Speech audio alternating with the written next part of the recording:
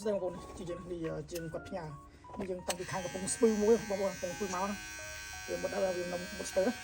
គាត់ថាមុតស្ទើតែអានេះឡើងឡងប៉ុន្តែក៏ប៉ុន្តែរបស់វានំមុតព្រោះវាគ្រៀតចុះវាមុតស្ទើអញ្ចឹងយើងចាក់ថែមទៅយើងថែមបងបងប្អូនណាយើងហើយ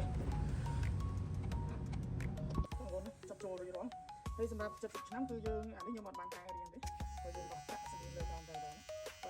នោះគឺខ្ញុំបានកែរៀងនេះគឺយើងកែរៀង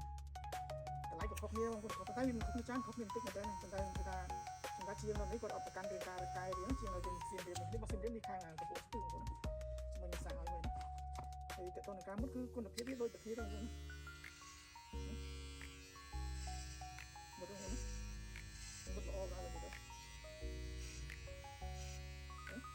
ថាគៀនថាចុងធម្មតាទេនេះបងប្អូន